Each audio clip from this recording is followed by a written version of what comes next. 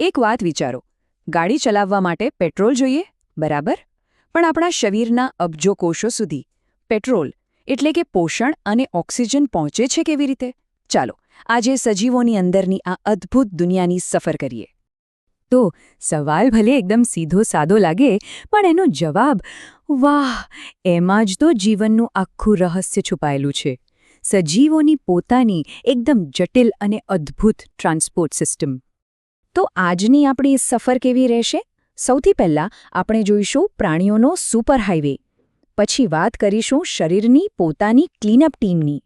એ પછી વનસ્પતિની અંદર રહેલી એકદમ શાંત એલિવેટર સિસ્ટમ પર નજર નાખીશું.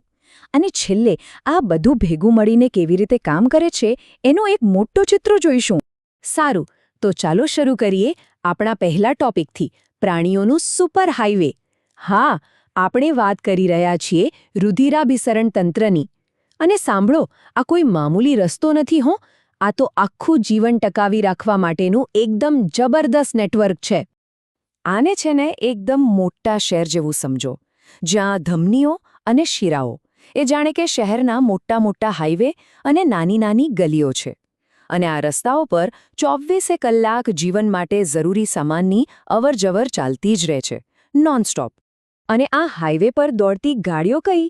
એ છે આપણું રુધિર, એટલે કે લોહી. અને એવું ના સમજતા કે આ ખાલી લાલ રંગનું પાણી છે. ના, આ તો એક આખી ટીમ છે, જેનું કામ છે પોષક તત્વો અને ઓક્સિજનની ડિલિવરી કરવાનું અને સાથે સાથે કચરો પણ ઉપાડી જવાનું. તો વાત એમ છે કે લોહી એકલું નથી, એ એક આખી ટીમ છે. વિચારો, રુધિરરસ એ જાણે કે રમવાનું મેદાન છે. એમાં રક્તકણ એટલે કે રેડ બ્લડ સેલ્સ એ ઓક્સિજન પહોંચાડનારા સૈનિકો છે. શ્વેતકણ એટલે કે વ્હાઇટ બ્લડ સેલ્સ એ બીમારીઓ સામે લડનારા આપણા બોડીગાર્ડ્સ છે. અને ત્રાકકણો એ તો એન્જિનિયર છે. ક્યાંય પણ વાગે તો તરત જ રિપેરિંગનું કામ શરૂ કરી દે. છે ને કમાલનું ટીમ. ક્યારે વિચાર્યું છે કે લોહીનો રંગ લાલ કેમ હોય છે? વેલ, એનું કારણ છે આ ઓક્સિજન લઈ જતા સૈનિકો એટલે કે રક્તકણો. એમની અંદર હિમોગ્લોબિન નામનું એક ખાસ પ્રોટીન હોય છે. અને આ હિમોગ્લોબિન જ ઓક્સિજનને મજબૂતીથી પકડીને શરીરના ખૂણે ખૂણે પહોંચાડે છે. હવે આ આખા સુપરહાઈવે નેટવર્કને પાવર ક્યાંથી મળે છે? એના પાવરહાઉસમાંથી, એટલે કે આપણા હૃદયમાંથી. અને આ કોઈ સાદો પાણીનો પંપ નથી હો. આ તો એક એવું જોરદાર મશીન છે, એક એવું એન્જિન છે જે આપણા જન્મથી લઈને છેલ્લા શ્વાસ સુધી 1 સેકન્ડ માટે પણ અટકતું નથી. નોન સ્ટોપ કામ.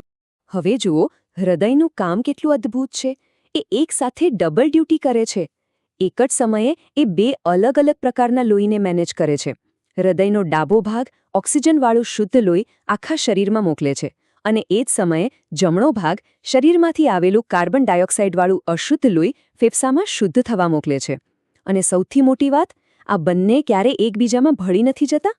શું જબરજસ્ત એન્જિનિયરિંગ છે, નહીં? અને આ આખી સિસ્ટમ એકદમ જીવંત છે. એનો પુરાવો તો આપણા પોતાના હાથમાં જ છે. જરા કાંડા પર આંગળી મૂકીને જુઓ. જે ધબકારો અનુભવાય છે, જેને આપણે નાડી કહીએ છીએ, એ બીજું કંઈ નથી પણ હૃદયમાંથી પંપ થયેલા લોહીના દરેક ધક્કાનો અનુભવ છે. દરેક ધબકારો એ એક નવું મોજું છે. તો આ ધબકારા કેટલા હોય? સામાન્ય રીતે જ્યારે આપણે આરામ કરતા હોઈએ ત્યારે 1 મિનિટમાં લગભગ 72 થી 80 વાર. હવે જરા હિસાબ માંડો, એટલે કે દિવસમાં 1 લાખથી પણ વધારે વાર. વિચાર તો કરો, સતત આરામ કર્યા વગર. ઓકે, તો આપણે ડિલિવરી સિસ્ટમ તો જોઈ લીધી, પણ જ્યાં પણ કામ થાય ત્યાં કચરો તો થવાનો જ, બરાબર ને? તો શરીર આ બધા કચરાનું શું કરતું હશે? વેલ, એના માટે પણ એક ખાસ સિસ્ટમ છે, શરીરની પોતાની સફાઈ ટુકડી. અને આ સફાઈ ટુકડી એટલે આપણું ઉત્સર્જન તંત્ર. એનું મુખ્ય કામ શું? લોહીને સતત સાફ કરવાનું. એને એકદમ હાઈટેક વોટર ફિલ્ટર પ્લાન્ટ જેવું સમજો, જે લોહીમાંથી બધો જ કચરો અને ઝેરી પદાર્થો શોધીને અલગ કરે છે અને બહાર ફેંકી દે છે. અને આ સફાઈની પ્રોસેસ પણ એકદમ સિસ્ટમેટિક છે. જુઓ, સૌથી પહેલાં મૂત્રપિંડ એટલે કે કિડની, જે આપણા ફિલ્ટર છે, તે લોહીમાંથી કચરો ગાળીને મૂત્ર બનાવે છે. પછી આ મૂત્રવાહિની નામની પાઇપ દ્વારા નીચે મૂત્રાશયમાં જાય છે, જ્યાં એ જમા થાય છે. અને છેલ્લે મૂત્રમાર્ગ દ્વારા શરીરમાંથી બહાર. એકદમ પરફેક્ટ, ચોક્કસ અને કાર્યક્ષમ સિસ્ટમ. અને જાણીને નવાઈ લાગશે કે જે મૂત્ર બને છે એમાં 95% તો ખાલી પાણી જ હોય છે. બાકીના જે માંડ 2.5% છે એમાં યુરિયા અને બીજો કચરો હોય છે. આના પરથી જ સમજી શકાય કે શરીરને સાફ રાખવા માટે પાણી પીવું કેટલું બધું જરૂરી છે. તો પ્રાણીઓની વાત તો થઈ ગઈ, પણ હવે જરા વનસ્પતિઓની દુનિયામાં ડોકિયું કરીએ, જે આપણને એકદમ શાંત અને સ્થિર લાગે છે. શું એમની અંદર પણ આવી કોઈ ટ્રાન્સપોર્ટ સિસ્ટમ ચાલતી હશે? શું લાગે છે? અરે બિલકુલ હોય છે. વનસ્પતિની આખી ટ્રાન્સપોર્ટ સિસ્ટમની શરૂઆત થાય છે જમીનની નીચેથી, એના મૂળમાંથી. આ મૂળ અને એના પર રહેલા નાના મૂળરોમ એક આખું નેટવર્ક બનાવે છે, જે બરાબર એક સ્ટ્રોની જેમ કામ કરે છે. જમીનમાંથી પાણી અને જરૂરી પોષક તત્વો ચૂસવાનું. હવે આ ચૂસેલા પાણી અને પોષક તત્વોને ઉપર કેવી રીતે પહોંચાડવા? એના માટે વનસ્પતિ પાસે 2 અલગ-અલગ પાઇપલાઇન છે. એક છે જલવાહક પેશી. એને સમજો એક વન વે લિફ્ટ.